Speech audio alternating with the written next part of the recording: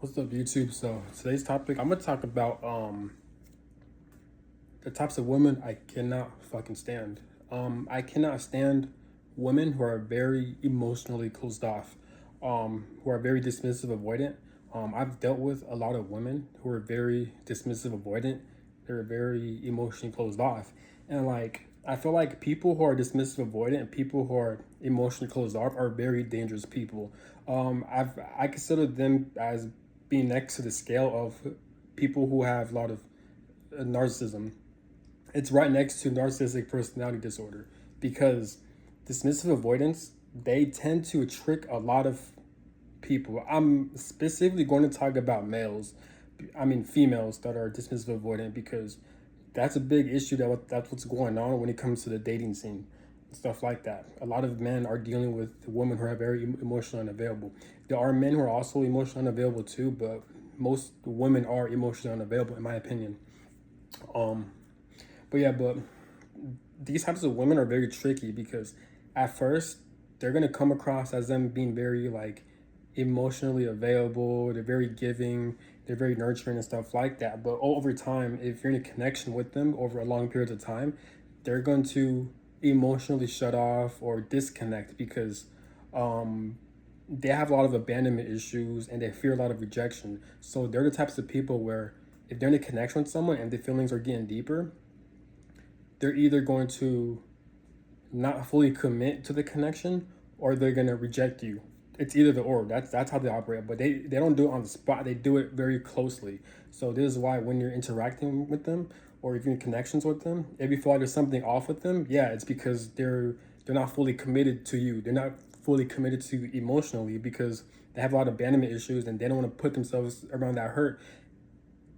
The greatest risk of experiencing hurt when it comes to connection is putting your all of your emotional, it's hard to explain, is when you're emotionally invested into a person or a partner. I'm not saying be clingy. You're not saying to attach to them 24/7. No, that's not what I'm saying.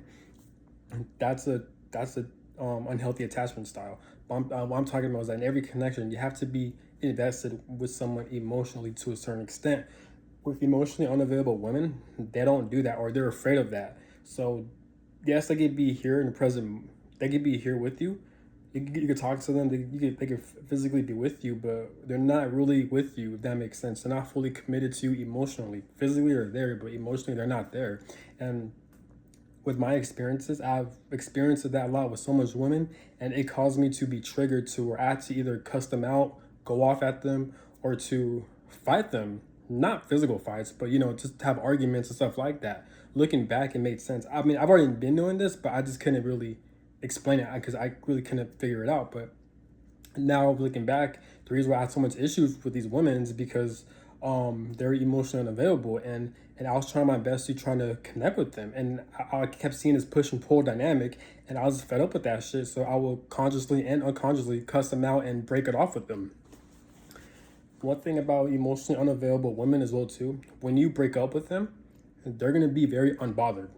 Why are they unbothered? It's because it's easy for them to move on because they weren't fully emotionally committed to you in the first place.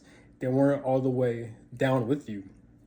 Also, because they fear a lot of abandonment and rejection, because they're dismissive avoidance, they don't even face themselves. They're not even connected with themselves. They're not even connected with themselves. So what they'll do is that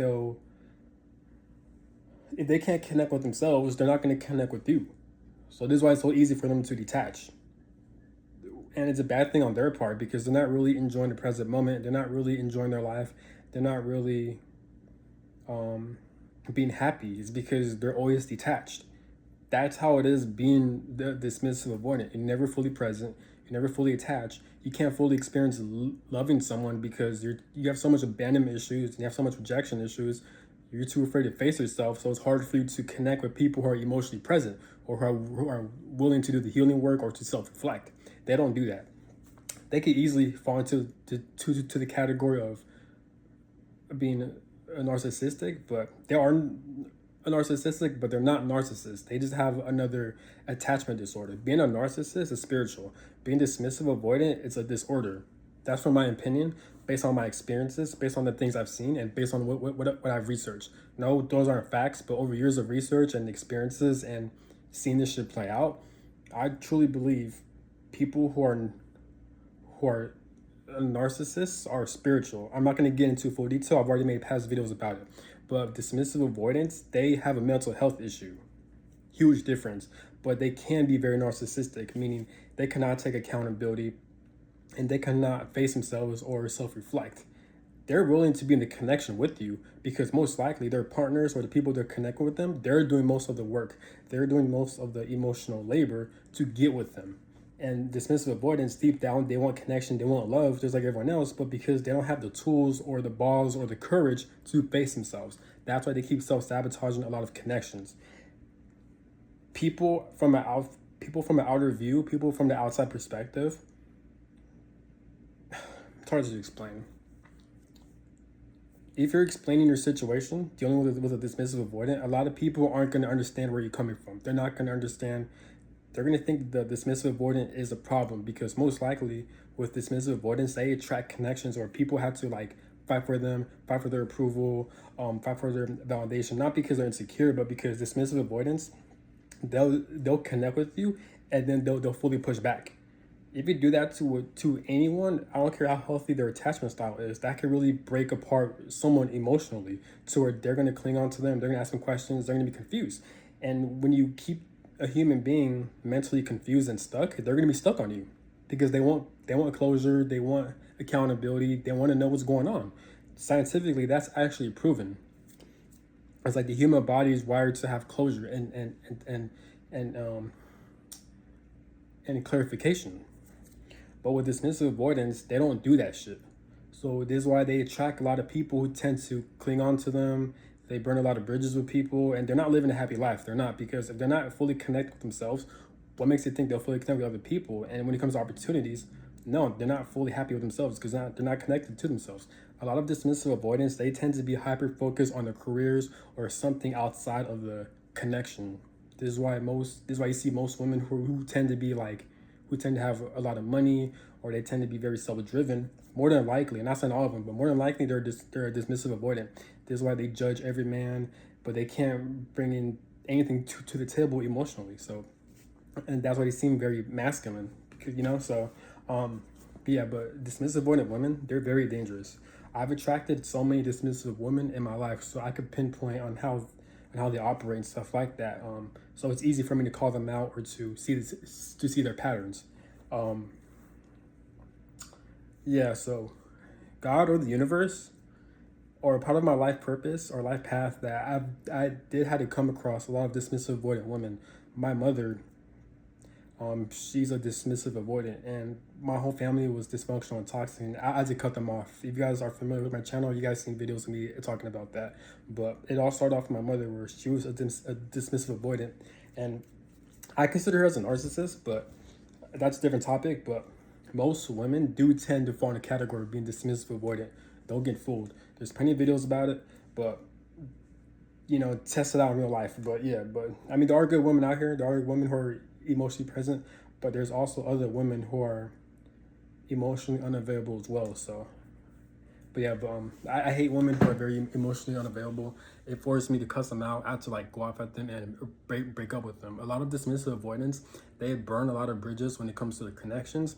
They break a lot of opportunities when it comes to connections because they don't face themselves. They don't take accountability. It's because they're scared, because they're not brave enough, or they don't have the strength enough to face themselves.